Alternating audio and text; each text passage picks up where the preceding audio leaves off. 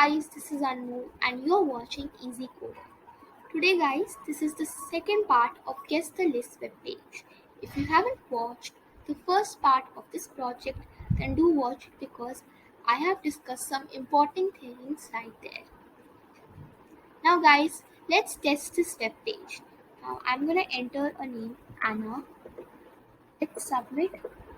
Second name will be Alice. When I click on the show button, then it is going to show the names one below the other. This green div is showing them with comma and this is showing them one below the other. And when I click on sorted list, then it is sorting the name alphabetically. And when I search a name like let's say Alice, I'm searching, then it is showing name found one time. Okay. Now guys, let's dive into the code. So guys, over here I have initialized an empty array names of people. Now function submit. Now this function is being called, like I have called this function when I'm clicking on this submit button. Okay. Now on click is equal to submit. Now on click is an event which means that when we are clicking on the button, then submit function will be called. Okay. Now guys, I have created a variable var guest name is equal to document dot get element by id name one dot value. Okay. So guys, over here, as you can see, I have created a variable guest name and inside it, I am storing the value that it I am entering in the text input. Like let's say I've entered the value Alice.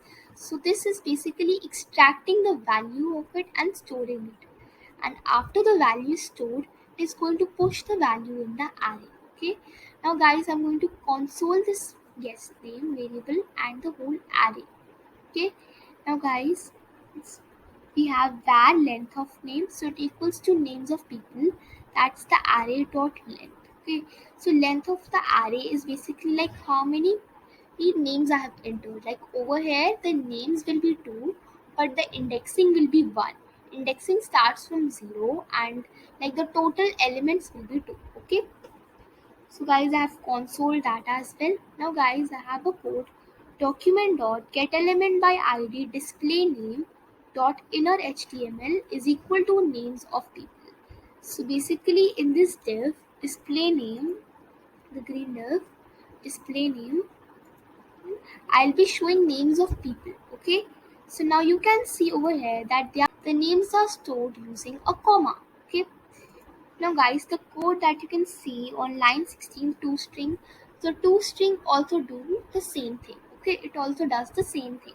What it does basically is, like let's say if we have the name Anna, comma Alice, so it does the same thing only. Okay.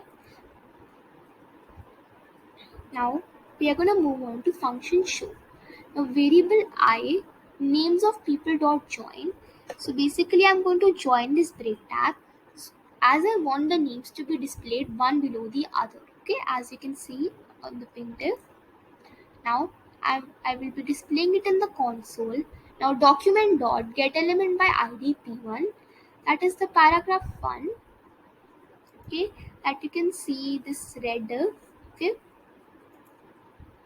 Now inner HTML is equal to I. So I'm going to display the names using the break tag one below the other.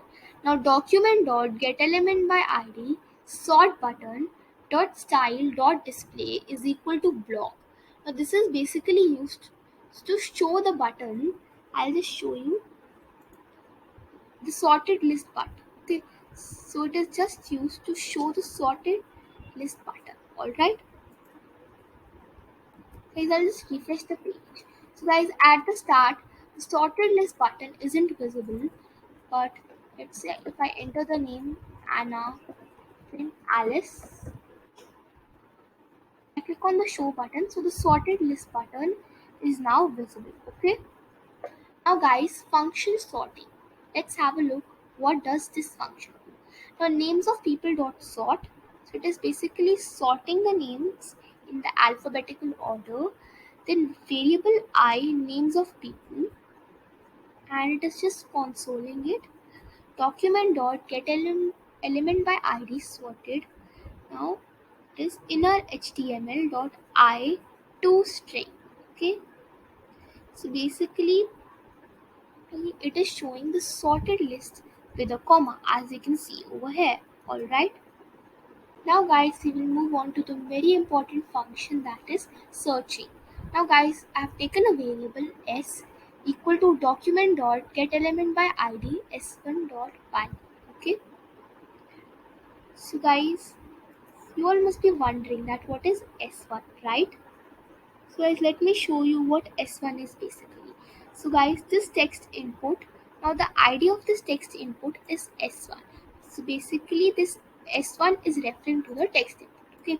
So guys, we are extracting the value from the text input.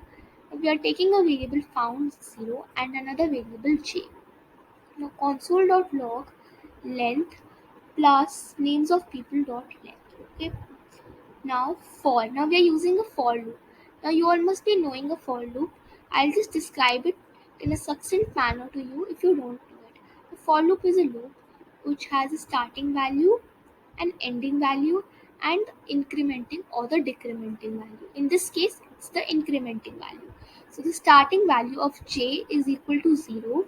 J should be less than names of people dot length. So basically the total array, the length of the array, like let's say there are 2, so it should be less than that and j plus plus. Okay, so guys, now you all must be wondering that why have I taken it less than it, why have I not taken it equal to. So I'll just comment and explain this concept to you. Now guys, let's say if you have a comma b, these two names, random names that I have taken. So A will be at indexing 0 and B will be at indexing 1. But let's say if we count these elements, like we count them generally, so that will be 2.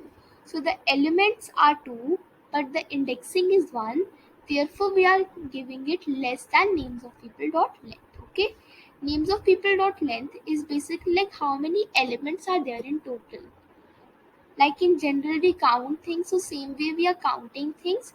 And over here j is nothing but the indexing value, as we are starting it from 0. Okay, as the indexing of array also starts from 0. Okay, now guys, we are going to take a if condition. If s is equal to names of people, the array j, so it is referring to the 0 element, the element that is at the 0th position. So now found is equal to found plus 1.